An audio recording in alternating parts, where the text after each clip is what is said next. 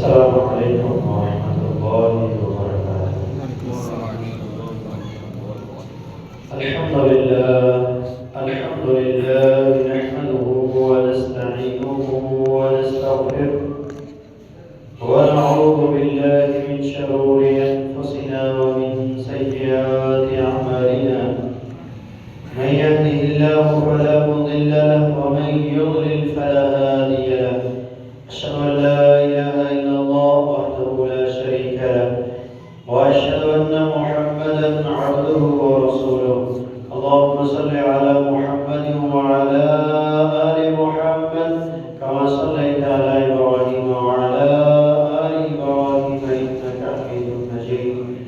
اللهم بارك على محمد وعلى آل محمد كما باركت على إبراهيم وعلى آل إبراهيم إنك حميد مجيد. أما بعد، فإن أحسن الحديث كتاب الله، وخير الهدي هدي محمد صلى الله عليه وسلم، وشر الأمور محدثاتها، وكل محدثة بدعة، وكل بدعة ضلالة، وكل ضلالة في النار. قال الله تبارك وتعالى في القرآن المجيد في مقام آخر: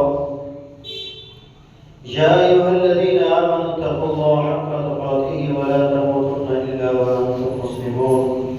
يا أيها الناس اتقوا ربكم الذي خلقكم من نفس واحدة وخلق منها زوجها وبث منهما رجالا كثيرا ونساء، واتقوا الله الذي تساءلون به والأرحام إن الله كان عليكم رقيبا. يا أيها الذين آمنوا اتقوا الله وقولوا قولا سديدا يصلح لكم أعمالكم ويغفر لكم ذنوبكم، ومن يطع الله ورسوله فقد فاز فوزا عظيما.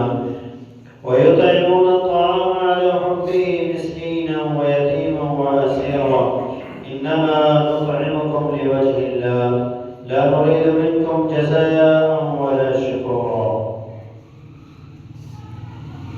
تمام قسم کی تعریفات، کبریائی، بڑائی، یکتائی اللہ وحدہ لا شریک کے لیے ہے۔ اللہ تعالیٰ کی پاکیزہ و بابرکت حمد و ثنا کے بعد انگنت لا تعداد درود و سلام نبی رحمت جناب محمد رسول اللہ صلی اللہ علیہ وسلم کی ذات اقدس پر۔ گزشتہ کئی خطبات میں رزق کے حوالے سے گفتگو کی گئی ہے۔ انسان یہ سمجھتا ہے کہ جو مال وہ کما رہا ہے، جو محنت وہ کر رہا ہے، اور اس کے ساتھ جو وہ رزق حاصل کر رہا ہے وہ اس کا ہی ہے، اور وہ مال وہ رزق اس کے پاس ہمیشہ رہے گا۔ سورہ حمزہ میں اللہ تبارک و تعالیٰ نے انسان کی سوچ کو بیان کیا ہے۔ الذی جمع مالا وعددا، کہ وہ انسان مال کو جمع کرتا ہے اور گن کر رکھتا ہے۔ یحسب ان مالہ اخلدا، سوچ اس کی یہ ہے کہ یہ مال اس کے پاس ہمیشہ رہے گا۔ تو یہ بات ہر بندے کے ذہن میں رہنی چاہیے۔ مال کا حقیقی مالک اللہ ہے۔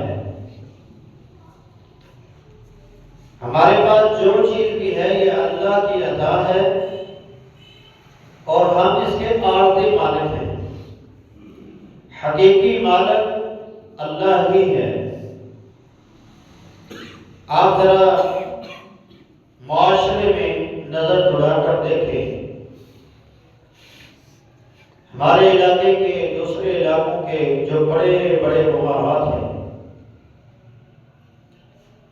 جب وہ اس دنیا سے گئے تو کیا ساتھ لے کر گئے؟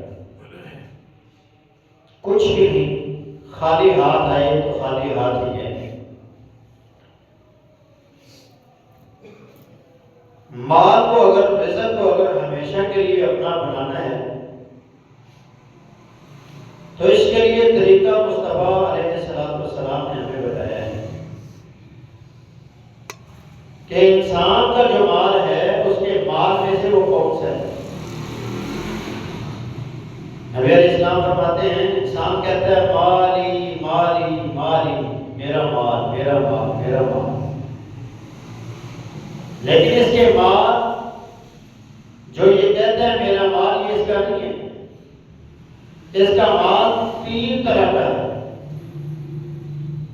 پہلی قسم وہ ہے ماں اکلا فافنا، جو اس نے کھا لیا فنا کر دیا۔ ماں لبسا، جو اس نے پہن لیا اس کو بوسیدہ کر دیا۔ یہ ایک مال کی قسم ہے جو ہم کھا رہے ہیں، جو ہم پی رہے ہیں، جو ہم لباس پہن رہے ہیں، وہ کھا پی کر ختم ہو جاتا ہے، وہ پہن کر بوسیدہ ہو جاتا ہے، پھٹ جاتا ہے۔ اس کے بعد دوسری قسم ہے جو وہ اللہ کے راستے میں خرچ کرتا ہے،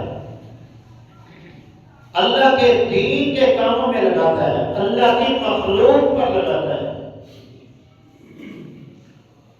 تو نبی علیہ السلام فرماتے ہیں یہ اس کا اصل مال ہے جو اس نے اللہ کے راستے میں خرچ کر کے اپنے لیے ذخیرہ کر لیا۔ اور تیسری قسم اس کے مال کی وہ ہے جو یہ جمع کرتا ہے، پیچھے والوں کے لیے چھوڑ دیتا ہے۔ جب یہ دنیا سے جاتا ہے تو اس میں سے کچھ بھی نہیں لے کر جاتا ہے۔ یہاں تک دیکھنے میں آتا ہے کہ کفن بھی اس کے جو عزیز و اقربا ہوتے ہیں وہ لا کر دیتے ہیں، وہ بھی اس پر اپنے مال میں سے اسے کوئی لبا نصیب نہیں ہوتا۔ تو جو وہ چھوڑ کے جاتا ہے وہ اس کا نہیں ہے، وہ اس کے ورثاء ہے۔ سیدنا علی رضی اللہ عنہ کا ایک خطبہ کہ وہ ایک دفعہ جنازے کے بعد قبرستان میں جب داخل ہوئے تو انہوں نے بلند آواز میں قبر والوں کو مخاطب کیا۔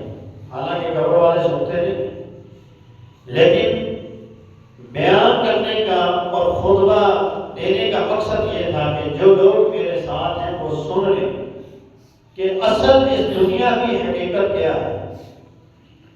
وہ فرماتے ہیں یا اہل القبور، اے قبروں والوں، ان المیراث قد قسمت، تمہاری جو میراث تھی وہ تقسیم ہو چکی ہے، جسے تم اپنا مال کہتے تھے وہ تقسیم ہو چکے ہیں۔ وَإِنَّ النِّسَاءَ قَدْ زُوِّجَتْ، اور تمہاری جو بیویاں تھیں جنہیں تم کہتے تھے یہ میری بیوی ہے، ان کی بھی شادیاں ہو گئی ہیں، تمہارا کچھ نہیں۔ یہ بیان کرنے کا ان کا مقصد یہ تھا کہ میرے ساتھ جو کھڑے ہیں یہ سمجھ لیں کہ مرنے کے بعد انسان کا اس دنیا سے کسی قسم کا کوئی تعلق نہیں رہتا، اور اس دنیا میں اس کا کچھ نہیں رہتا۔ رہتا کیا ہے؟ جو اس نے اللہ کے راستے میں خرچ کر کے اپنے لیے ذخیرہ کر لیا۔ صحابہ کی صفت اللہ نے قرآن میں بیان کی ہے کہ وہ نبی اسلام سے آ کر پوچھا کرتے تھے اللہ کے رسول ہم کتنا مال خرچ کریں اور کس کس پر خرچ کریں؟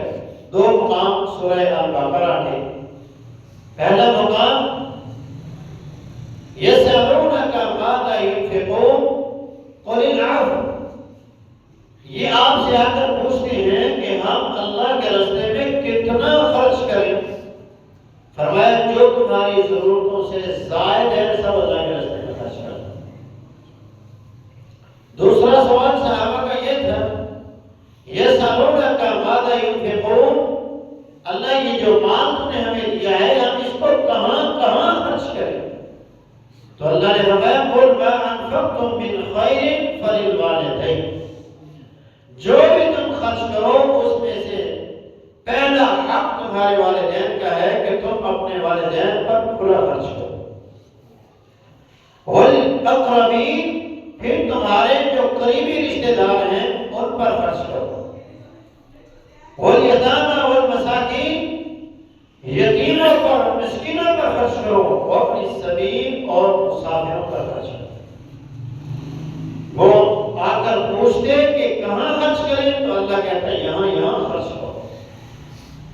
تو جو مال ہم اللہ کے لیے خرچ کریں گے وہ کسی بھی صورت کے اندر ہو ہمارے لیے ذخیرہ آخرت ہو جائے گا۔ اس کے بدلے میں اللہ ہمیں قیامت کے دن بڑے بڑے اجر و ثواب سے نوازے۔ خرچ کرنے کا ایک طریقہ یہ ہے کہ لوگوں کو کھانا کھلایا جائے،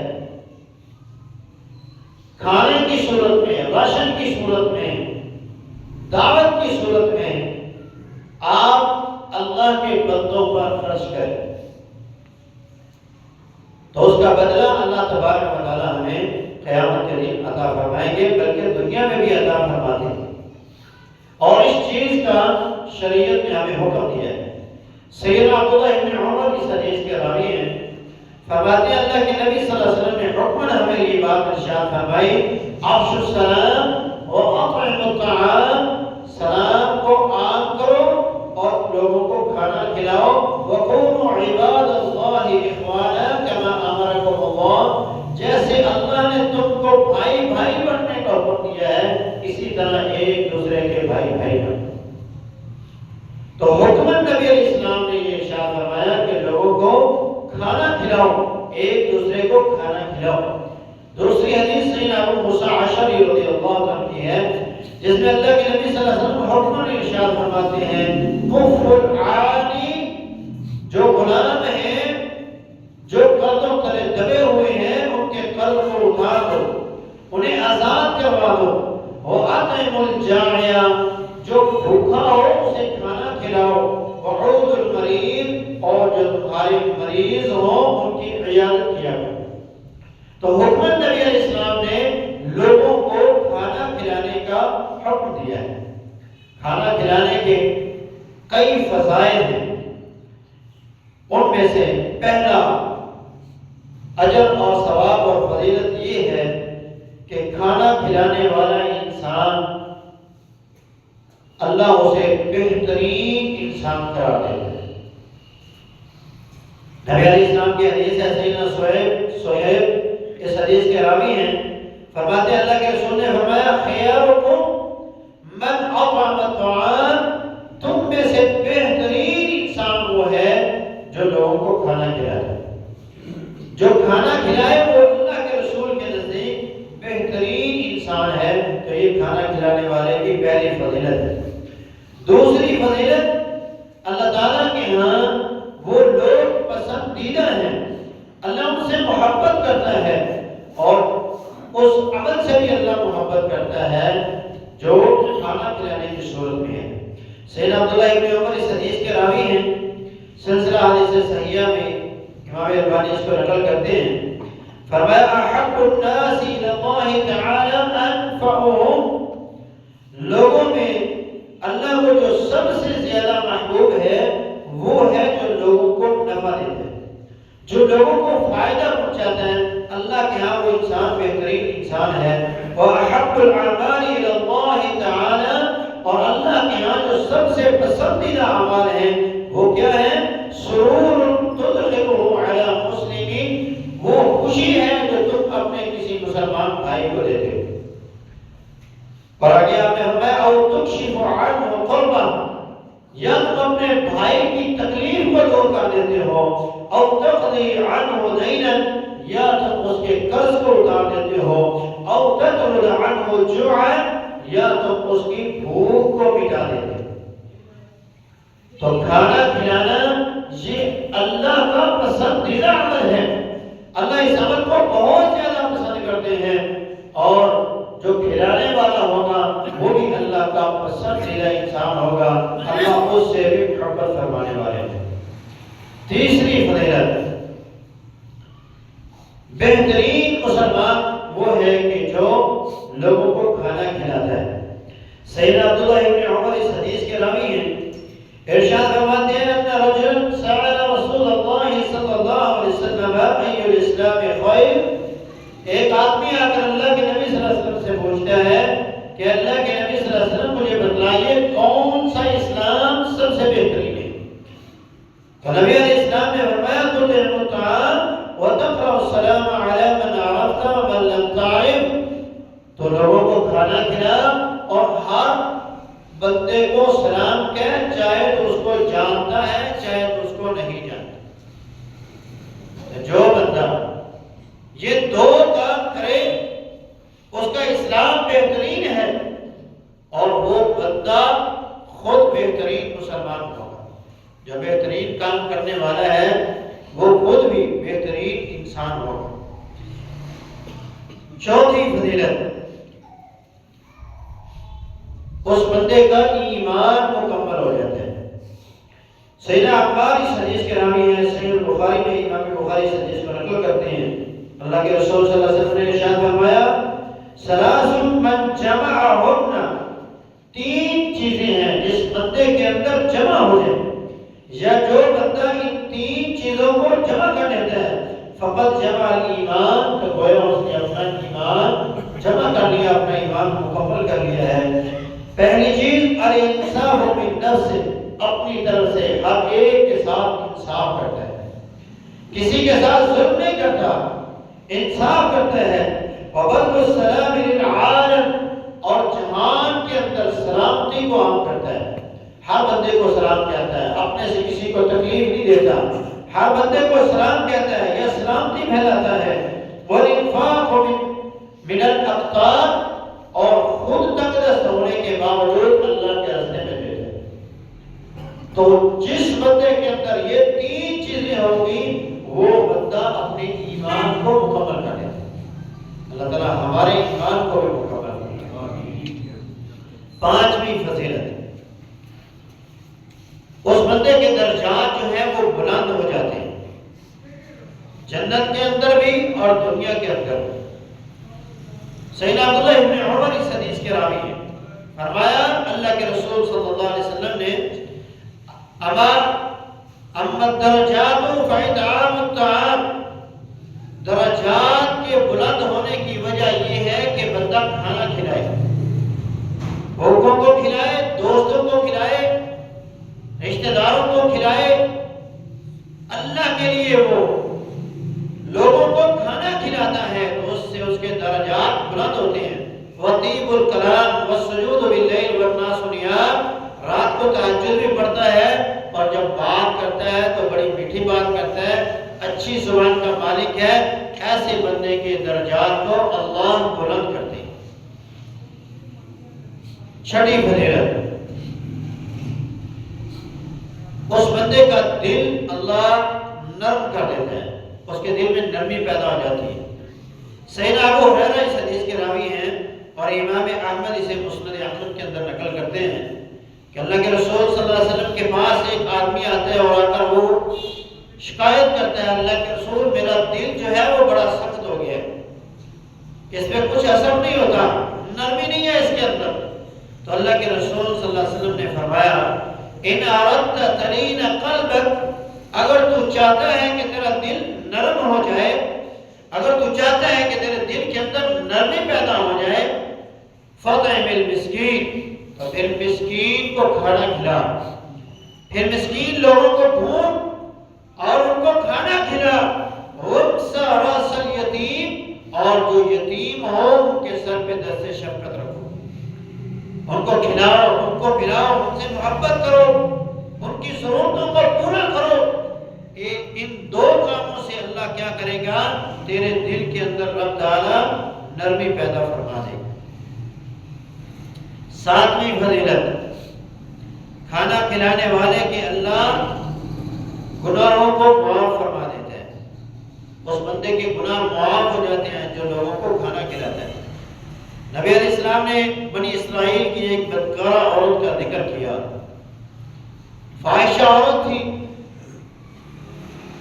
رستے میں جاتے ہوئے اس نے دیکھا کنویں کے قریب ایک کتے کا بچہ گلی مٹی کو چاٹ رہا ہے، تو اس کے دل میں رحم آیا، اس نے اس پہ ترس کھایا اور اس نے اپنے دوپٹے کو پھاڑا، تو اس نے اپنے موزے کے ساتھ اس دوپٹے کو باندھا اور کنویں سے پانی نکال کے اس کتے کے بچے کو پلایا۔ اللہ کو اس کا یہ عمل اتنا پسند آیا کہ اللہ نے ساری زندگی کی بدکاری کو معاف کر کے جنت کا ٹکٹ اسے دے دیا۔ تو جو ایک کتے کو کھلائے اس کو اللہ معاف کر دے، جو ایک مسلمان، ایک انسان، ایک مسلمان، ایک مومن پہ خرچ کرتا ہے تو کیا اللہ اسے معاف نہیں کرے گا؟ اس کو تو اللہ بن اولا معاف کرے گا۔ تو جو بندہ اللہ کی مخلوق کو کھلاتا پلاتا ہے، اللہ جل شانہ اس کے گناہوں کو معاف کر کے اسے جنت عطا کر دیتا ہے۔ شریعت اسلام کو دیکھیں، کھانا کھلانے کی کیا اہمیت ہے کہ اللہ نے کئی ایک ایسے اعمال کہ جب انسان سے وہ سرزد ہو جائیں تو اس کی سزا کے طور پر اللہ نے مساکین کو کھانا کھلانے کا حکم دیا۔ مثال کے طور پہ کوئی بندہ قسم اٹھاتا ہے کہ اللہ کی قسم میں یہ کام نہیں کروں گا، اور پھر وہ اس کام کو کر لیتا ہے، اب قسم کا کفارہ دے گا۔ اب وہ قسم کا کفارہ دے گا تو قسم کا کفارہ کیا ہے؟ فرمایا کہ وہ 10 مسکینوں کو کھانا کھلائے، یا وہ 10 مساکین کو کپڑے لے کر دے۔ اللہ نے اس عمل کو مساکین کو کھانا کھلانے سے مشروط کر دیا۔ اسی طرح اگر کوئی بندہ اپنی بیوی کو کہہ دیتا ہے کہ تو ایسے ہی ہے جیسے میری ماں ہے، تو ایسے ہی ہے جیسے میری بہن ہے، تو ایسے ہی ہے جیسے میری بیٹی ہے، یعنی جن رشتوں سے اللہ نے نکاح حرام کیا ہے وہ اپنی بیوی کو کہتا ہے کہ تو میرے لیے ایسے ہی ہے جیسے وہ ہیں، تو زمانے جاہلیت میں یہ طلاق تصور کیا جاتا تھا۔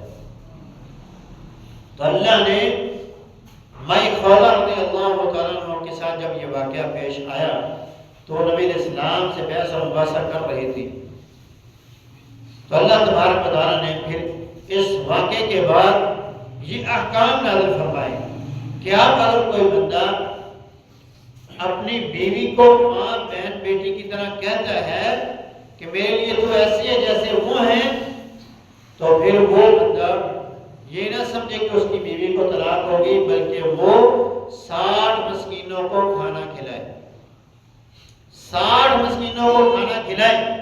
یہ کھانا کھلانے کی اہمیت ہے۔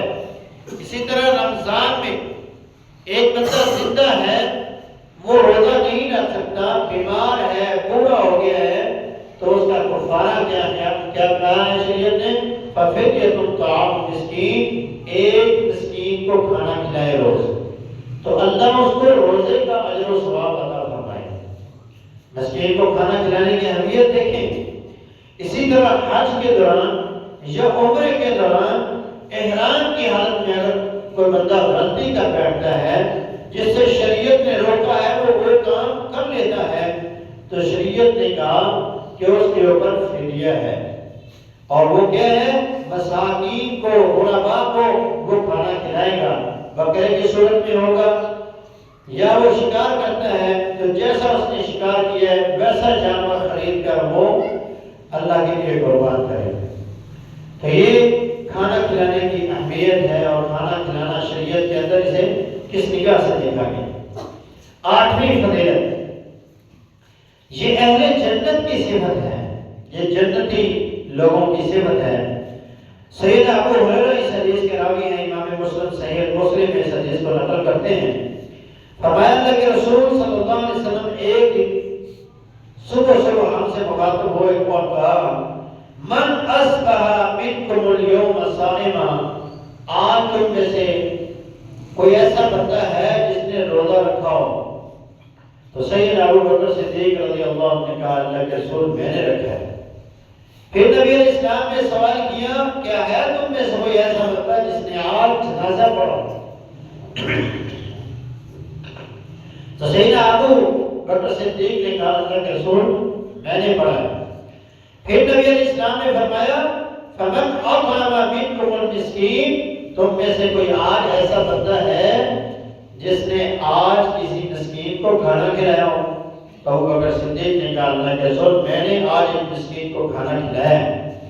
پھر نبی علیہ السلام نے فرمایا فمن عاد منکم اليوم مریضا، تم میں سے آج کوئی ایسا بندہ بھی ہے جس نے آج کے دن کسی مریض کی عیادت کی ہو؟ تو سیدنا ابو بکر صدیق نے کہا اللہ کے رسول میں نے آج ایک مریض کی بھی عیادت کی ہے۔ تو نبی علیہ السلام نے ارشاد فرمایا مجتمعنا فی امرئ الا دخل الجنہ، جس بندے کے اندر یہ چار چیزیں ایک دن میں جمع ہو جائیں اللہ خالق و مالک اس کو جنت میں داخل کر دیتا ہے۔ کون کون سی چیزیں ہیں؟ ایک دن کے اندر روزہ رکھنا، جنازہ پڑھنا، کسی مسکین کو کھانا کھلانا، کسی بیمار کی عیادت کرنا۔ یہ چار کام جو بندہ ایک دن کر لیتا ہے اللہ خالق و مالک اس کو اپنی جنتوں کا داخلہ عطا فرماتا ہے۔ نویں فضیلت، جنت میں جائے گا ہر طرف سے اسے فرشتے سلام کہہ رہے ہیں، سلامتی کے ساتھ جنت میں داخل ہوگا۔ سیدنا عبداللہ ابن سلام اس حدیث کے راوی ہیں، امام ترمذی اس کو سنن ترمذی میں نقل کرتے ہیں، فرمایا مدینہ کی سرزمین پر سب سے پہلا خطبہ جو میں نے محمد رسول اللہ صلی اللہ علیہ وسلم کی زبان سے سنا وہ یہ تھا یا ایھا الناس افشوا السلام واطعموا الطعام وصلوا الرحام وصلوا باللیل والناس نیام تدخلون الجنة بالسلام۔ فرمایا ہے لوگوں سلام کو عام کرنا، لوگوں کو کھانا کھلانا اور رشتہ داریوں کو ملانا، راتوں کو اٹھ کے نمازیں پڑھنا، جب لوگ سوئے ہوں تم اللہ سے مناجات کرنا، تدخلون الجنة بالسلام، تو اللہ تم کو سلامتی کے ساتھ جنت میں داخل کرے۔ 10ویں فضیلت، جنت کے اندر محلات اس بندے کے لیے تعمیر کیے جاتے ہیں جو بندہ لوگوں کو کھانا کھلاتا ہے۔ سیدنا علی رضی اللہ عنہ اس حدیث کے راوی ہیں، سنن ترمذی میں امام ترمذی اس حدیث کو نقل کرتے ہیں، اللہ کے رسول صلی اللہ علیہ وسلم نے ارشاد فرمایا ان فی الجنة غرفا یری ظہورها من بطونها وبطونها من ظہورها۔ فرمایا جنت میں کچھ ایسے محلات ہیں جن کے اندر سے کھڑے ہو کے باہر کا نظارہ کیا جائے گا، اور باہر جب انسان کھڑا ہوگا تو اندر کا نظارہ کرے گا کہ محل کے اندر کیا ہے، کتنا خوبصورت محل ہے۔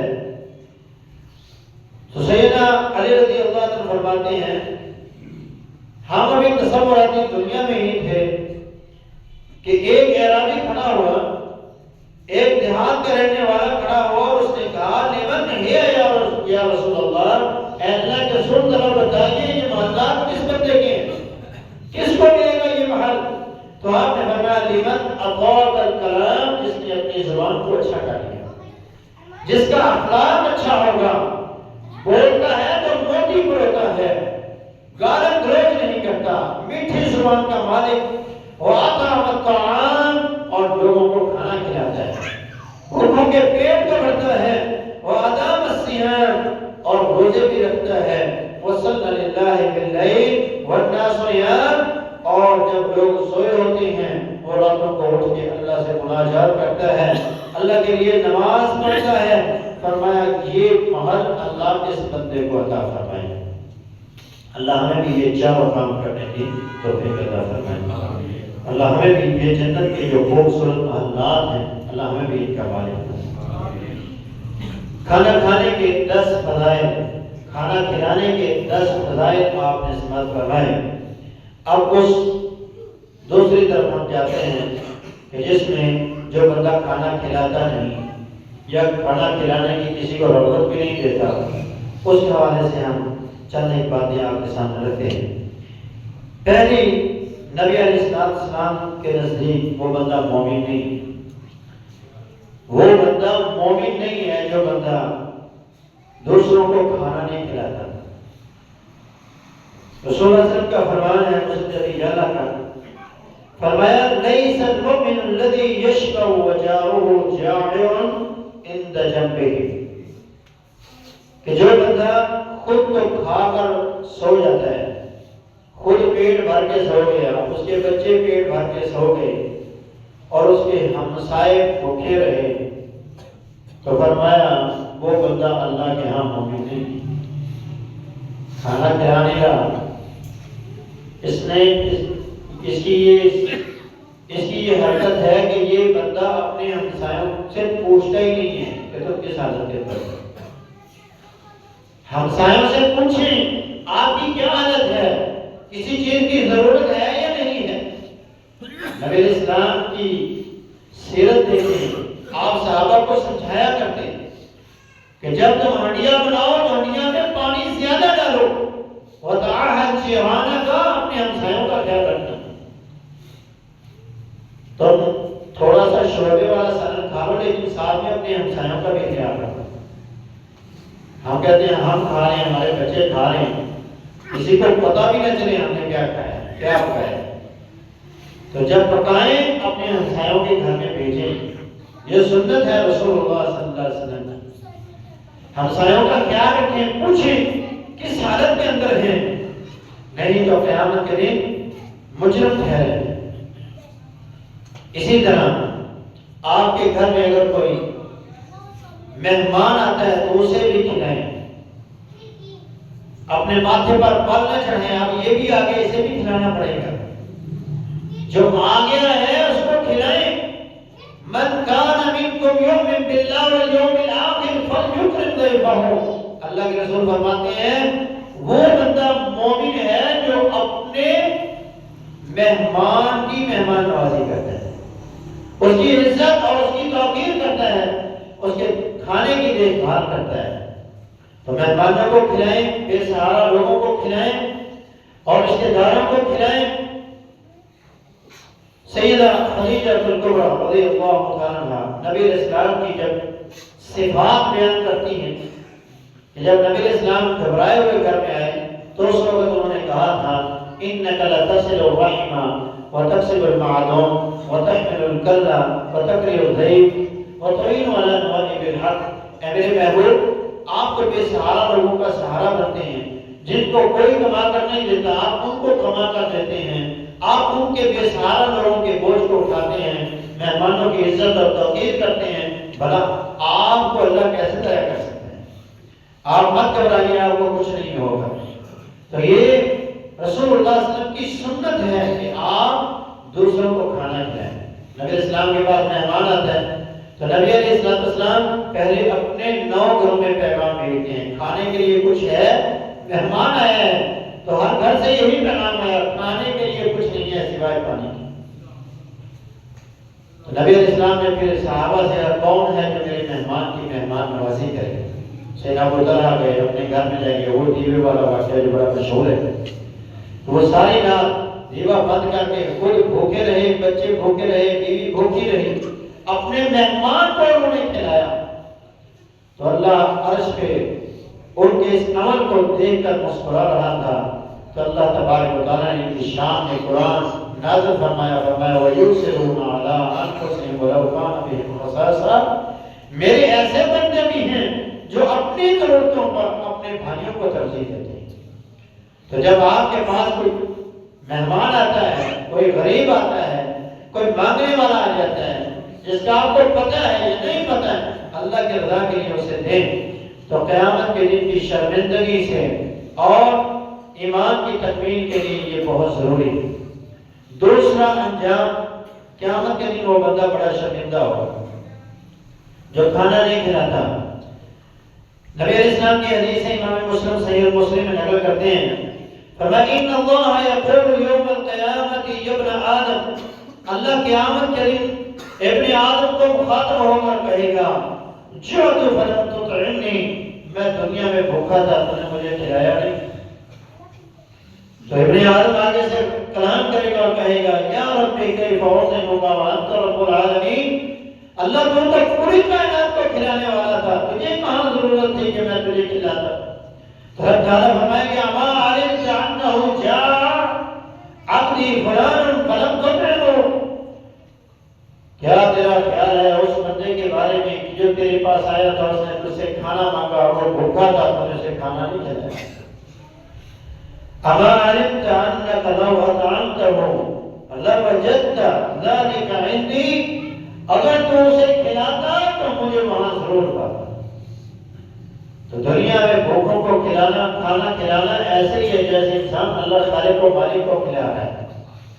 تو یہ بڑی عزت اور شرف کی بات ہے کہ کوئی کسی بھوکے کو کھانا کھلاتا ہے، نہیں تو پھر قیامت کے دن کی شرمندگی کو فیس کرنا پڑے گا۔ اور بندہ اللہ کے سامنے کھڑا، پوری کائنات کے سامنے، جب اللہ اس کے اس عمل کو ظاہر کر رہا ہوگا کہ میں نے اسے مال سے نوازا، رزق سے نوازا، کھانے سے نوازا، میرا بندہ اس کے پاس آیا تو اس نے اسے کھلایا۔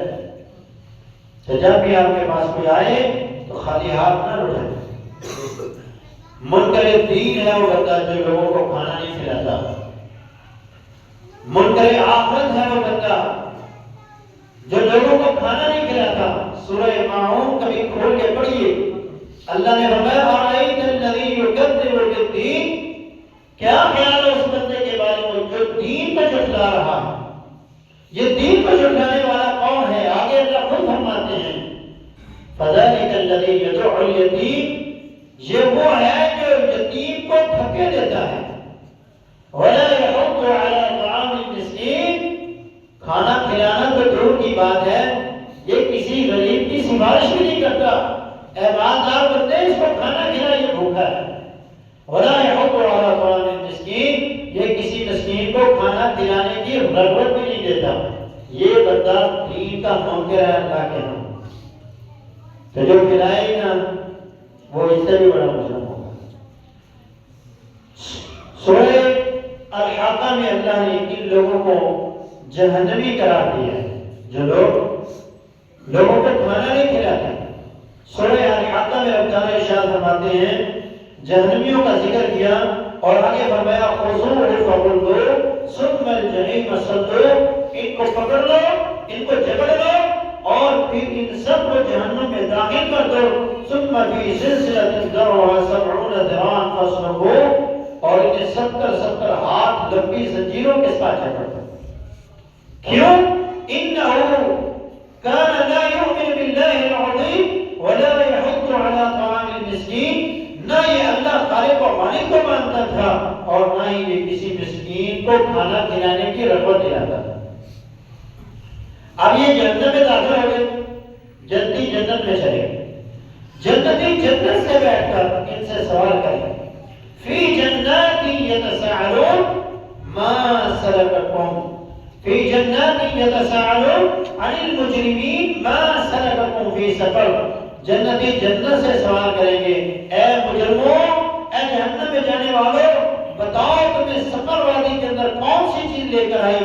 تو پہلا جواب دیں گے لم نکن من المصلین، ہم نمازی نہیں تھے، ولم نکن نطعم المسکین، اور ہم کسی مسکین کو کھانا بھی نہیں کھلاتے۔ کھانا کھلانے کا بہت اجر ہے اللہ کے ہاں، بڑے فضائل ہیں اس چیز کے، اور جو نہیں کھلاتا وہ اللہ کے ہاں بہت بڑا مجرم ہے۔ تو بہترین عمل یہ ہے کہ آپ دوسروں کو کھانا کھلائیں۔ کس کو کھلائیں؟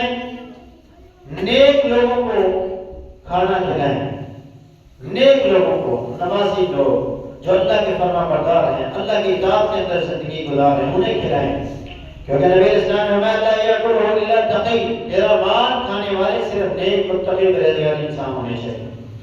آپ کے والدین ہیں جن پر آپ خرچ کریں، دل کھول کر خرچ کریں، آپ کی بیوی ہے، آپ کے بچے ہیں، آپ کے بہن بھائی ہیں، عزیز و اقربا ہیں، اہل محلہ ہیں جو غربا مساکین ہیں، آپ کے شہر کے جو واسی ہیں، اللہ نے آپ کو جس قدر نوازا ہے، اگر زیادہ نوازا ہے تو آپ اپنے شہر، اپنے صوبے، دوسرے شہروں کے لوگوں کے لیے بھی بطور مثال بنے اور ان پہ بھی خرچ کریں۔ تو یہ آج کی خطبہ جمعۃ مبارک کا رب الباب یہی ہے کہ جو اللہ نے ہمیں دیا ہے وہ ہمارا نہیں ہے، وہ اللہ ہی کا ہے، آخری مالک اللہ نے ہمیں بنایا ہے۔